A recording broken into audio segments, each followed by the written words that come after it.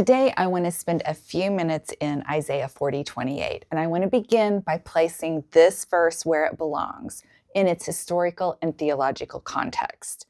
Isaiah 40:28 follows Isaiah's prophecy to King Hezekiah of Judah, where he announces that God will use the evil nation of Babylon as his instrument of judgment against the sinful nation of Judah. Isaiah warns that Babylon will conquer Jerusalem, carrying off its people and its treasures. That prophecy is recorded for us in Isaiah 39. But just as we see back in Genesis 3:15, where right in the middle of judgment, God offers hope in the form of a redeemer, here too, God does not leave his people hopeless. Isaiah 40 opens with words of comfort. It promises that although Judah will suffer exile for their sins, the Lord will return and rescue them. God reminds his people that because he is faithful, he will keep his promises. He is described as a victorious warrior king who will lead them out of captivity, and at the same time, as a gentle shepherd who will carry them close to his heart. And just as Isaiah prophesied under King Jehoiakim, Babylon did attack Jerusalem. Judah's people were carried away. Their property and possessions were taken. In the middle of that upheaval, these words from Isaiah would have been a source of deep comfort to those displaced and grieving people. And in many ways, Isaiah 40:28 summarizes this entire message of hope. Let me read the verse. Do you not know? Have you not heard? The Lord is the everlasting God, the creator of the ends of the earth.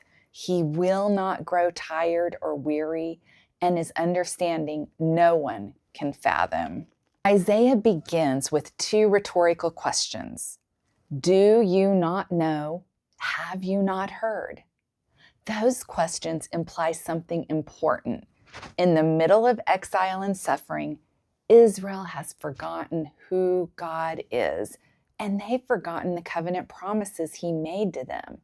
When God is known, not merely known about, faith rises and hope follows. Isaiah's question exposes a kind of spiritual amnesia, if you will. Israel's doubt contradicts everything they had been taught about the character of God.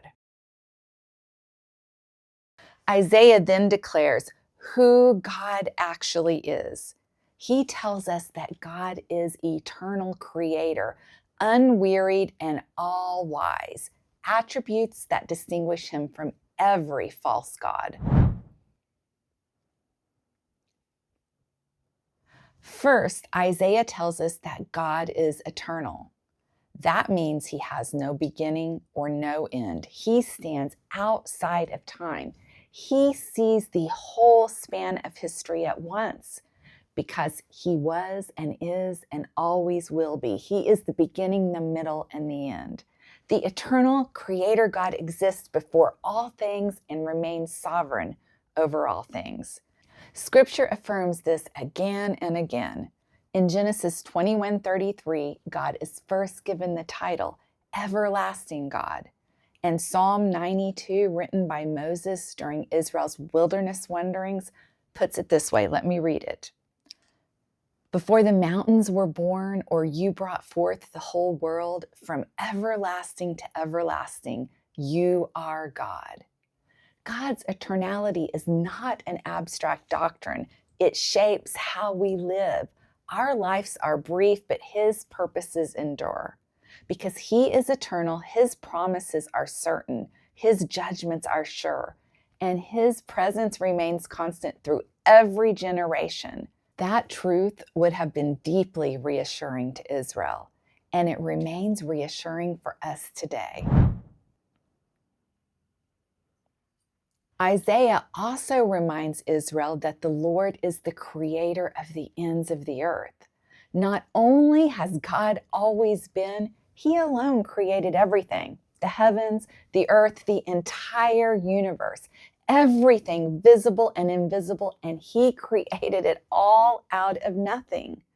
Earlier in Isaiah 40, the prophet describes God's creative power so poetically. I love this. Who has measured the waters in the hollow of his hand? Who has marked off the heavens with the breadth of his hand? Who has held the dust of the earth in a basket or weighed the mountains on the scales? Israel is reminded that God didn't merely form them as a nation. He controls everything, including Babylon, their captor. He is sovereign over every nation. And unlike the idols of the nation, God's not limited. He's not dependent. He's not formed by human hands. His power is limitless, his sovereignty all-encompassing. A.W. Pink puts it this way in the attributes of God. But seeing that he is clothed with omnipotence, no prayer is too hard for him to answer, no need too great for him to supply, no temptation too powerful for him to deliver from, no misery too deep for him to relieve.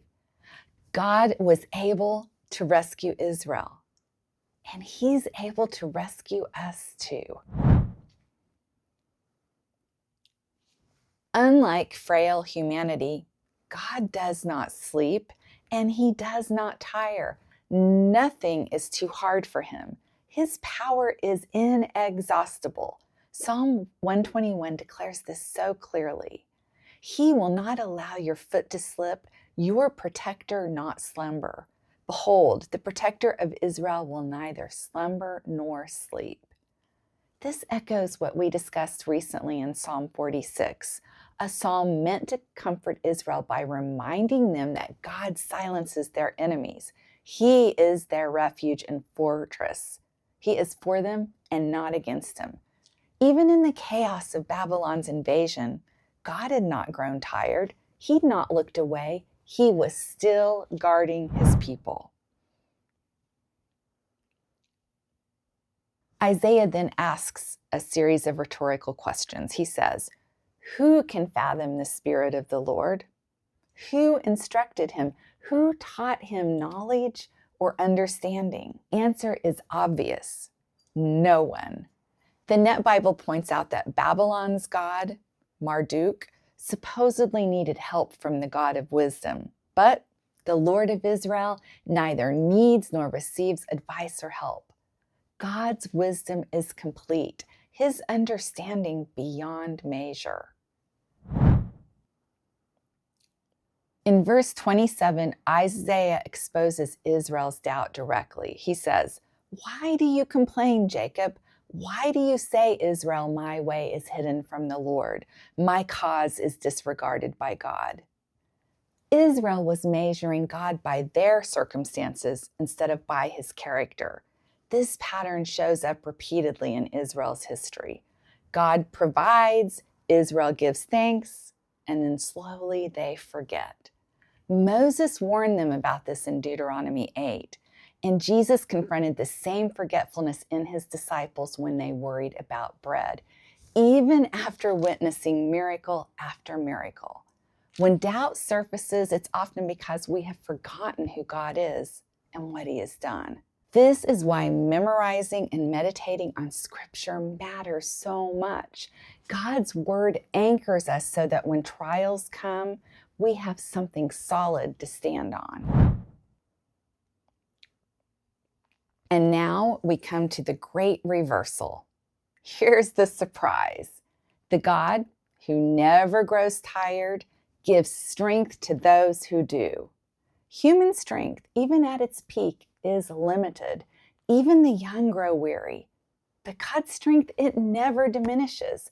Isaiah says, he gives strength to the weary and increases the power of the weak. Even youths grow tired and weary, and young men stumble and fall. But those who hope in the Lord will renew their strength. But those who hope in the Lord will renew their strength. We don't find strength in self-reliance. We find it in hope rightly placed in the Lord himself. This is not a promise that hardship disappears. It is a promise that God sustains his people through it.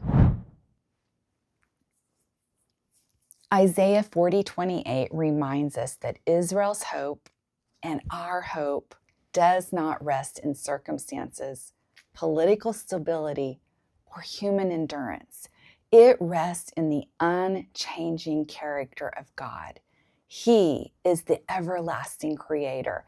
He does not grow weary. His understanding cannot be measured. His power never diminishes. Israel doubted because they forgot who God was and what he had done. When we remember who he is, trust replaces doubt. And when trust takes root, strength follows. The tireless God doesn't merely endure, he sustains those who wait for him. If this is your first time to watch, be sure and check out the link to sign up for Memorize Scripture in the description below. We'd love for you to join us. It's never too late.